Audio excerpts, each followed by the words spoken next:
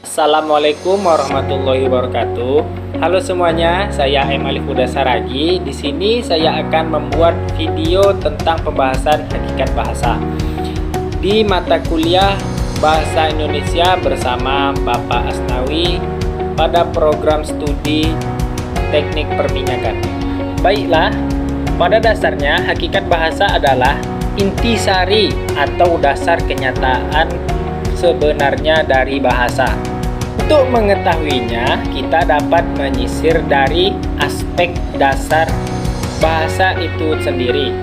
Aspek dasar itu meliputi dari sifat bahasa dan ciri dari bahasa tersebut untuk membuat menjadi suatu bahasa.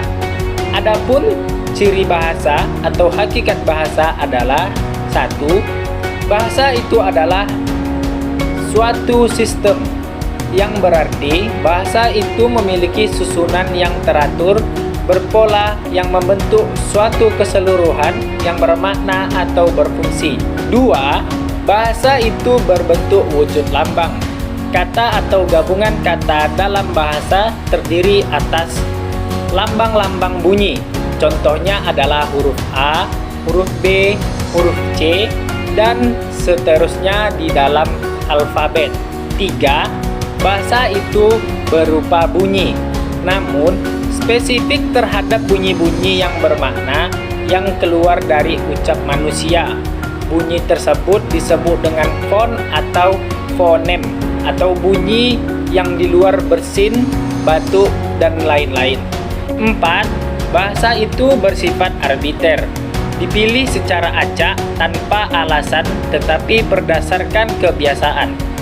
Contohnya, sepatu itu disebut dengan sepatu, bukan disebut dengan alas kaki, karena bahasa itu arbiter atau mana suka. 5. Bahasa itu bermakna. Pada dasarnya, kata atau morfem itu sudah memiliki makna. Namun, jika disusun dalam kalimat yang tidak bermakna, maka kalimat tersebut tidaklah disebut dengan bahasa. Oleh karena itu, segala ucapan yang tidak memiliki makna itu bukanlah bahasa. 6. Bahasa itu bersifat konvensional. Bahasa haruslah mematuhi konvensi bahwa lambang tersebut digunakan untuk mewakili konsep yang diwakilinya.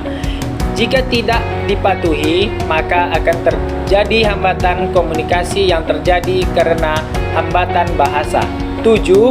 Bahasa itu memiliki sifat unik atau memiliki ciri khas spesifik yang tidak dimiliki oleh bahasa lain. Contohnya, susunan kata dalam kalimat bahasa Indonesia sangat menentukan makna, sedangkan dalam bahasa Latin tidak. 8. Bahasa itu memiliki sifat universal. Meskipun unik, bahasa tetap memiliki ciri yang sama dimiliki oleh semua bahasa di dunia. Misalnya, setiap bahasa memiliki kata-kata berkategori seperti nomina, verba, adjektiva, adverbia, dan lain-lainnya. Setiap bahasa juga memiliki unsur konsonan dan vokal. 9. Bahasa itu bersifat produktif. Artinya, bahasa banyak menghasilkan unsur-unsur yang tidak terbatas jumlahnya. Contohnya, dari beberapa huruf akan tercipta banyak kata yang berbeda, dan dari beberapa kata akan tercipta banyak kalimat yang berbeda. 10.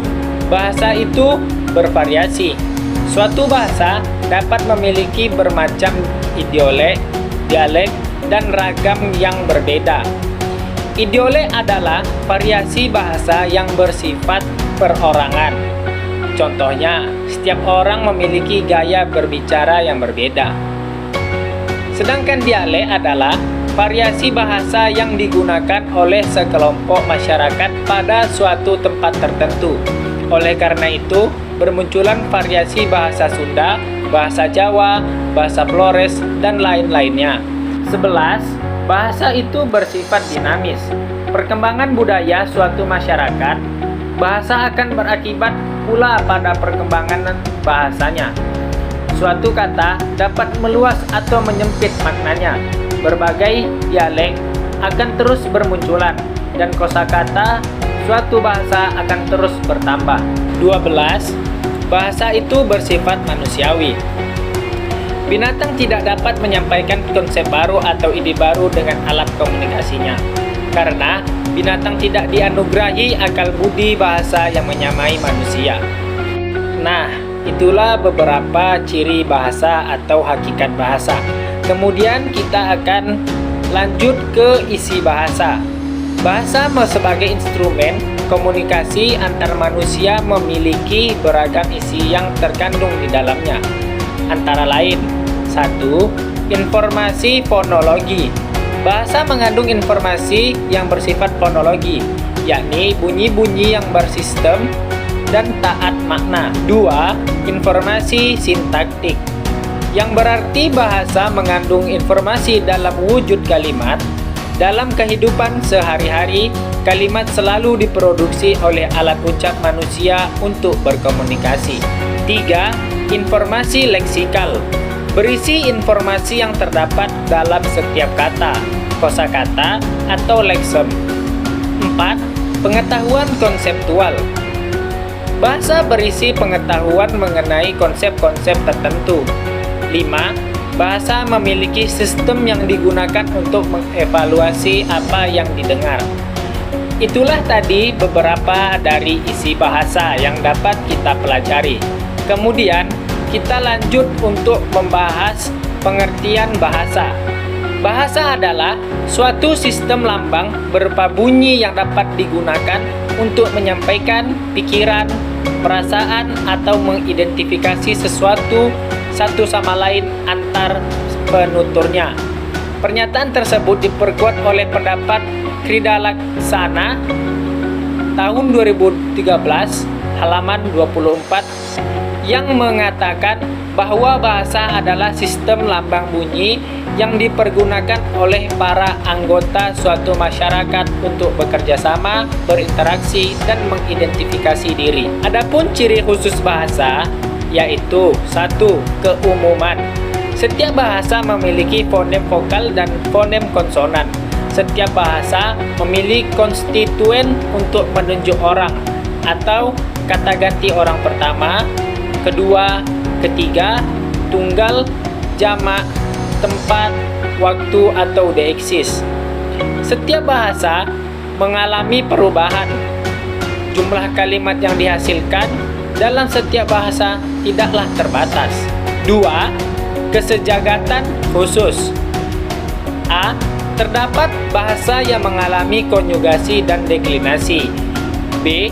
Terdapat bahasa yang berafiks atau menggunakan imbuhan. C. Ada bahasa tidak berafiks.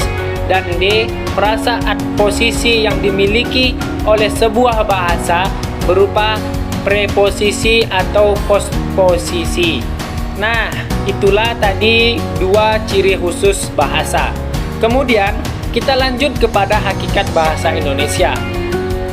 Secara umum, bahasa Indonesia masih memiliki hakikat yang sama dengan bahasa di dunia ini. Namun, tentu saja terdapat beberapa hakikat dan kedudukan unik yang berbeda jika dibandingkan dengan bahasa lain. Hakikat dan kedudukan bahasa Indonesia tersebut tertuang dari sisi historis dan dasar yuridis atau hukum dalam pencanangan dan pengembangan bahasanya.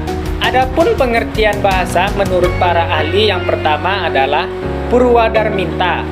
Menurut Purwadarminta, bahasa adalah sistem lambang yang berupa sembarang bunyi atau bunyi bahasa dipakai orang untuk melahirkan pikiran dan perasaan dalam memperluas pengetahuan. Yang kedua adalah Mulyono.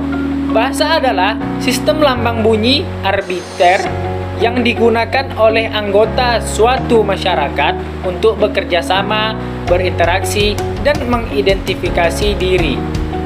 Yang ketiga adalah Abdul Chair. Bahasa lazim didefinisikan sebagai sistem lambang bunyi yang bersifat arbiter yang digunakan manusia sebagai alat komunikasi atau alat interaksi sosial.